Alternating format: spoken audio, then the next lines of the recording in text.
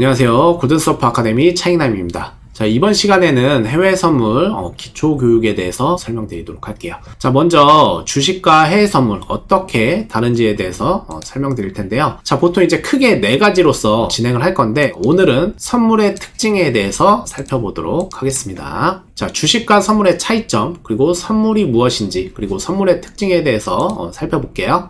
자, 먼저 주식부터 알아볼게요. 보통 주식 많이 해보셨죠? 대부분 많이 해보셨을 텐데 주식 요즘에는 MTS 혹은 HTS로 거래를 하다 보니까 실제 증서 같은 거를 주고받고 하질 않죠. 그러다 보니까 약간 느낌이 생소하긴 한데 기업의 가치를 사고 파는, 실제 존재하는 기업의 주식을 사고 판다라고 해서 보통 이제 현물이라고 해요. 현물. 자, 그러다 보니까 기업이 이제 호재로서 가치가 상승한다라고 하면은 내 주식의 가치도 올라가게 되고요. 반대로 뭐 악재라든지 지수 자체가 하락하다 보면은 주가가 하락할 수 있는데 그런 경우에는 주가 하락에 따라서 손실을 볼 수도 있는 이런 구조라고 보시면 될 것 같고요. 선물 같은 경우에는 개념이 조금 달라요. 주식은 보통 이제 올라야지 수익을 보는 구조라고 하면은 선물 같은 경우에는 오를 때도 수익을 볼 수 있고 내릴 때도 수익을 볼 수 있어요. 보통 그래서 양방향 거래가 가능하다. 자, 이렇게 보시면 될 것 같은데 보시면 이제 미래의 가치를 사고 파는 권리다. 자, 이게 조금 말이 어려운데요. 권리를 사고 파는 거예요. 살 권리 혹은 팔 권리. 자, 이게 뭐냐면은 예를 들어서 배추가 있어요. 농사를 짓는데 지금 현재 가격이 더 이제 비싸게 팔 수 있는, 만약에 이제 비싸게 팔릴 것 같다. 그리고 수확량이 많은 시기에는 도리어 가격이 떨어질 것 같다. 그러면은 팔 권리를 가지고 가격이 떨어지더라도 미래의 가치에 이 가격을 가지고 판다는 거예요. 예를 들어 현재 가치가 1,000원인데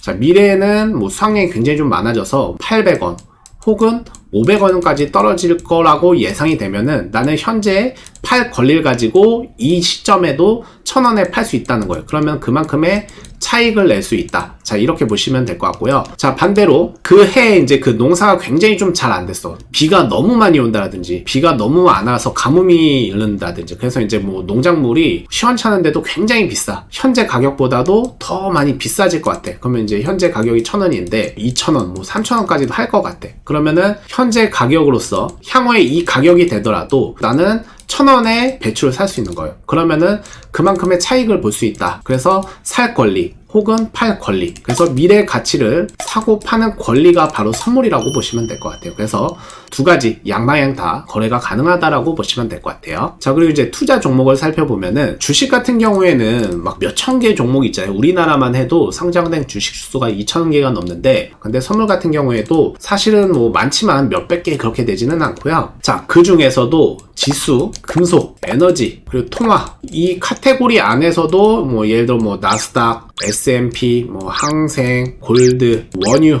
뭐 WTI, 뭐 통화는 뭐 유로, 뭐 엔화 등등. 그래서 사실은 실제 매매를 하는 종목이 많지가 않아요. 보통 이제 10개 내외다라고 보시면 될 것 같아요. 그래서 이제 투자 종목에서의 차이가 많다. 많은 게 좋냐 적은 게 좋냐라고 말씀하시면은 사실은 이제 그 수급에 대한 영향도 굉장히 좀 중요한데 많이 있으면은 그 안에서도 수급이 어디로 튈지 모른다는 말이죠. 어디로 몰릴지 어느 종목이 이제 가장 활발한 종목인지를 선별하기 어려울 수 있는데 애당초에 이제 그 선물 같은 경우에는 거래량이 풍부하고 수급이 충분하기 때문에 또한 종목 수도 많지 않기 때문에 그 종목만 하더라도 그 날의 변동성이 굉장히 좀 크게 들어온다라고 보시면 될 것 같아요. 그래서 종목 선정에 대한 우려가 없고 리스크가 좀 적다라고 보시면 될 것 같고요.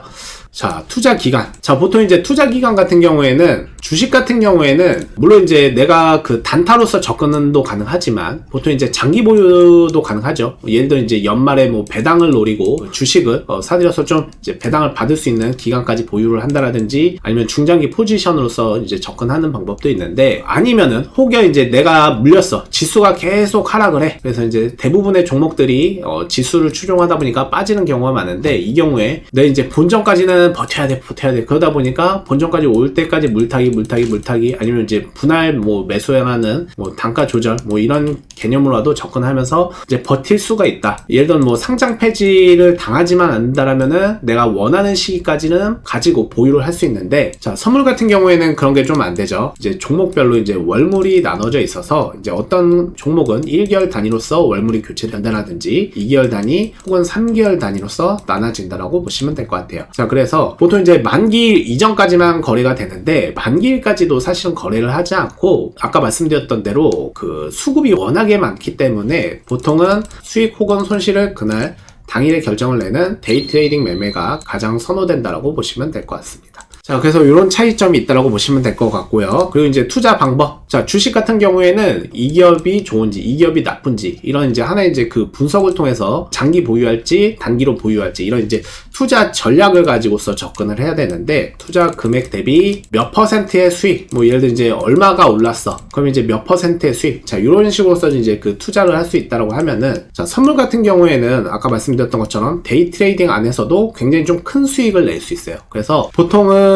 이제 그 종목별로 증거금이라는 게 정해져 있는데 증거금 대비해서 예를 들어 뭐 그날 당일날 100%든지 혹은 200% 이상 계속 이제 그 변동성에 따라서도 수익을 굉장히 좀 크게 낼 수 있다. 즉 그날 이제 시장의 움직임에 따라서도 큰 수익을 낼 수 있어서 이제 주식과는 다르게 보통 이제 레버리지 상품이라고 하고 보통 주식 같은 경우에는 물리더라도 그 상장 폐지 당하지 않으면 원금 손실에 대한 우려가 없지만 선물 같은 경우에는 그날 고수익도 낼 수 있지만 반대로 원금 손실을 하는 굉장히 좀 리스크가 큰 상품 하이 리스크 하이 리턴이라고 보통 말을 하죠. 하나의 큰 상품성이 있다. 그만큼 이제 수익을 좀 크게 얻어갈 수도 있다라고 보시면 될 것 같습니다. 자, 그 다음에 선물